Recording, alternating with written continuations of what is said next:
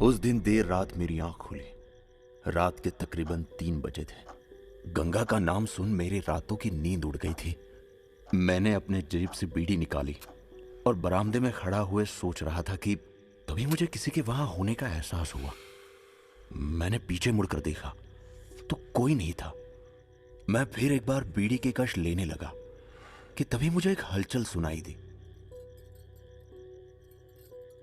मैंने एक दो बार इस बात को अनदेखा किया कि तभी मीरा के रोने की आवाज सुनाई दी। मैंने चंदा को देखा तो वो गहरी नींद में थी। उसकी आंख न खुले इसलिए मैंने मीरा को अपने गोद में लिया। मैं मीरा को अपनी गोद में कुछ पल शांत कर ही रहा था कि चंदा उठकर मेरे पास आई। ये तुम क्या कर रहे हो? मतलब मीरा को शांत कर रहा हूं। क्यों, क्या हुआ? लाओ, उसे मुझे दे दो। क्यों? हम बाप बेटी को एक देखकर जलन हो रही है? हाँ?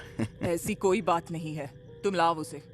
ना, रुको जरा, मुझे भी मेरी इस नन्ही परी के साथ वक्त गुजारने दो। हाँ? देखो, तुमसे ये नहीं हो पाएगा, उसे मुझे दे दो। अरे अरे रुको जरा, उसे मुझे वापस लौटा दो। मैंने चंदा को इतने गुस्से में पहली बार देखा। मैंने तुरंत मीरा को उसे लौटा दिया। मीरा को गोद में लेकर वो शांति से अपने कमरे में जाकर बैठ गई और धीरे धीरे उसे शांत करने लगी। अजीब बात थी, कुछ दिन मीरा के साथ बिताकर उसे मीरा से लगाव हो चुका था।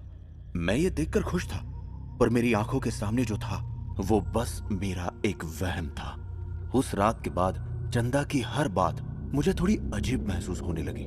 दिन ब दिन उसका मीरा की तरफ लगाव कुछ ज्यादा ही बढ़ रहा था और मेरी तरफ कम होते जा रहा था। मैं खुश तो था कि मीरा मेरी और गंगा की बेटी होने के बावजूद भी वो उसे खुद की बेटी की तरह प्यार करने लगी थी। पर उसका मुझसे दूर जाने की वजह क्या होगी? मुझे ये बात हजम नहीं हो रही थी और फिर मैंने तय कर लिया था कि इसके पीछे क्या वजह थी वो मुझे जाननी थी। उस दिन मैं खाना खा के जल्द ही कमरे में गया। चंदा मीरा को सुला रही थी। जैसे ही मीरा सो गई, मैंने चंदा को करीब खींच लिया। वो कुछ अटपटा सा महसूस कर रही थी, बार बार मुझसे दूर जा रही थी, पर मैंने ऐसा होने नहीं दिया। देखो मधु, काफी रात हो चुकी है, हमें सोना चाहिए। अच्छा है? ऐसी तो कोई बात नहीं है। देखो, मुझे सोना है, दिन भर काम कर कर कर थक गई हूँ, तुम्हें भी सोना चाहिए। वो बार बार मुझसे दूर हो रही थी, पर मैंने ऐसा होने नहीं दिया कि तभी मीरा रोने लगी। मधु देखो, मीरा रो रही है। जब से तुमने मीरा की ओर ध्यान देना शुरू किया है ना, मेरी तरफ देखना बंद हो चुका है तुम्हारा। देखो, मुझे जाने दो, वो रो रही है। नहीं, बिल्कुल नहीं। चंदा, चंदा मेरी बात तो सुनो। मधु, चंदा, मधु, मधु मुझे छोड़ दो।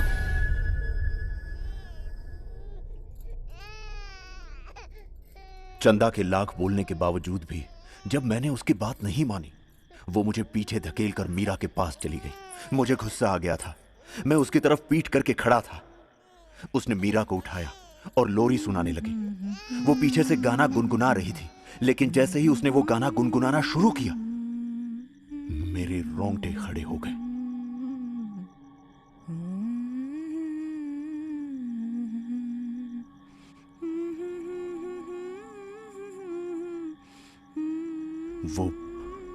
वो गाना मैंने पहले कई बार सुना था। मुझे कुछ समझ में नहीं आ रहा था कि तभी मधु, रात काफी हो चुकी है, सोना नहीं है क्या? मैंने हिम्मत जुटाकर पीछे देखा। चंदा सुकून से सो गई और मैं भी चुपचाप सोने का नाटक करने लगा। अब बस मुझे सही मौके का इंतजार था।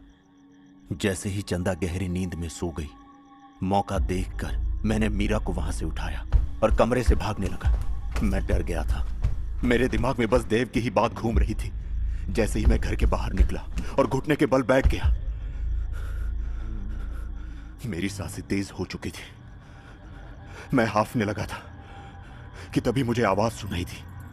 अरे मधु, तुम इतनी रात यहाँ क्या कर रहे हो? मेरे पसीने छूटने लगे। मुझे पीछे मुड़कर देखने की भी बिल्कुल हिम्मत नहीं थी। हमारे घर के आंगन में वो चंदा का रूप लिए खड़ी थी। मैंने मीरा को घर की चौखट पर रख दिया और जैसे ही पलटकर देखा, वो मेरे पास आ रही थी कि तभी मेरे मेरे पास मत आना, मेरे पास मत आना। मधु, ये तुम क्या बोल रहे हो? मैं जानता हूँ तुम चंदा नहीं, तुम गंगा हो, गंगा। क्या? हाँ, तुम गंगा हो। मेरे पास मत आना, मेरे बिल्कुल पास मत आना, मेरे पास मत आना। वो मेरे ठीक सामने खड़ी थी। मेरी शक्ल पर डर देखकर वो अचानक शांत हो गई और कहने लगी, अरे तुम तो डर गए, क्या हुआ? मेरा यूं वापस आना तुम्हें अच्छा नहीं लगा? तुम यहाँ क्या कर रही हो? हाँ? और ऐसे कैसे हो सकता है? तुम और चंदा एक कैसे हो सकते हो? तुम तो मर चुकी हो। किसी को बताने के बारे में सोचना भी मत। अगर तुमने ऐसा किया तो मेरी मौत की वजह क्या थी, ये राज मैं सबके सामने खोल दूंगी। रही बात मेरी और चंदा की, उस बेचारी को तो पता भी नहीं है कि मैंने उस शरीर पर कब्जा कर लिया है। जानना चाहोगे कैसे? वो अपने गले के मंगलसूत्र को दिखाते हुए हंसने लगी। ये वही मंगलसूत्र था जो मैंने गंगा को पहनाया था, और उसके जाने के बाद चंदा को। उस एक मंगलसूत्र ने उन दोनों को एक दूसरे से जोड़ दिया था, और मुझे समझ आ चुका था कि अब मेरा यहां से भागना नामुमकिन था। मैं अपनी कांपती आवाज में उसे कहने लगा,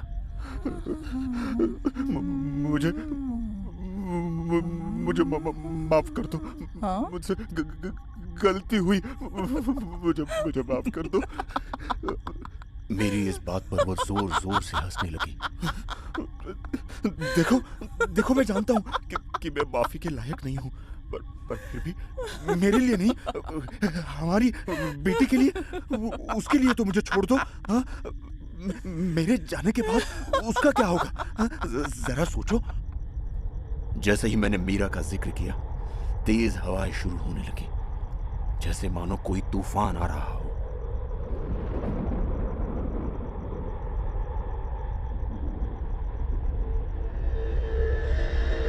तुम्हारी हिम्मत कैसे हुई मीरा का नाम लेने की? हाँ, जब अस्पताल में तुमने और उस डॉक्टर ने मेरी जान ली, तब ख्याल नहीं आया मीरा का? हाँ? कि चंदा के प्यार में तुम्हें और कोई दिखा ही नहीं? ऐसी बात नहीं है। देखो गंगा, मेरी बात तो फिर क्यों ली मेरी जान? ऐसी कौन सी गलती की थी मैंने? तुमने नहीं, मेरी किस्मत ने की थी। प्यार करता था मैं चंदा से, पर घर वाले नहीं माने। उन्हें तुम पसंद थी। मैंने काफी कोशिश की, पर चंदा के अलावा मुझे कोई रास ही नहीं आ रहा था।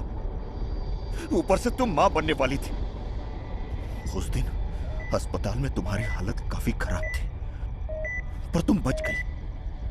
मैं वो मौका नहीं खोना चाहता था, तो मैंने डॉक्टर कबीर को पैसे देकर तुम्हें जहर दिलवाया और खत्म कर दिया उस किस्से को।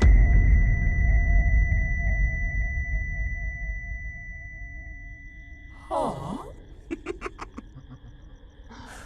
पर तुम्हारी तकदीर तो देखो मधु, मैं आज फिर तुम्हारे सामने खड़ी हूँ, और इस बार मैं तुम्हें छोड़ूंगी नहीं। उसने जोर जोर से हंसना शुरू किया, साथ ही मुझे रोने की आवाज भी सुनाई देने लगी। बंद करो ये आवाजें, बंद करो। मैंने जैसे तैसे उठकर भागने की कोशिश की, पर कुछ नहीं हुआ। अचानक हवाएं और भी तेज होने लगी, मुझे गंगा की ओर खींचते ले गई। वो चीख मेरे कानों के पर्दे को फाड़ रही थी। मैं चिल्लाने लगा, बंद करो, सब बंद करो। पर उसने मेरी एक न सुनी। धीरे धीरे बारिश होने लगी। उसकी टपकती बूंदें मेरा शरीर जला रही थी। मेरे आंखों से, दोनों कानों से खून बहने लगा। अचानक मेरे शरीर पर नाखून से खरोच के निशान उठने लगे। मेरे पूरे शरीर से खून बहने लगा था और गंगा मेरी ये हालत देखकर और भी खुश हो रही थी, जोर जोर से हंस रही थी। अचानक मेरे पूरे शरीर में करंट सा बहने लगा।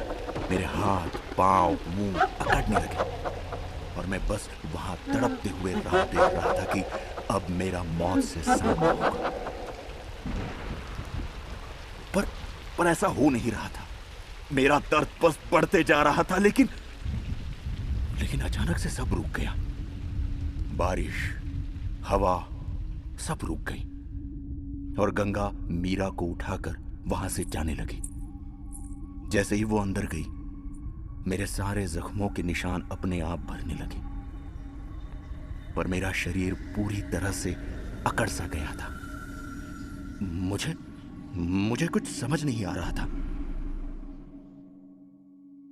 अगले दिन सुबह मैं घर के आंगन में बड़े ही बुरे हालत में घर वालों को मिला।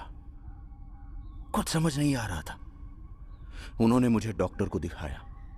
डॉक्टर के मुताबिक मुझे लकवा मारा था और अब जिंदगी भर मैं ऐसा ही रहूंगा। ये बात सुन चंदा सबके सामने रोने लगी और सिर्फ मैं ही जानता था कि यह सब उसका नाटक है। वो असल में गंगा है, पर मेरे पास अब जो होगा वो देखने के अलावा और कोई चारा नहीं था। तब चंदा मेरे पास आई और मेरे कान में उसने हल्की आवाज में कहा, मधु, तुम सोच रहे हो ना कि तुम जिंदा क्यों हो? ताकि जो जिंदगी तुम चंदा के साथ जीना चाहते थे वो तुम्हारे सामने होकर भी तुम उसके लिए तड़प सको, और मैं अपने बच्चे के साथ सुकून से जी सकूं।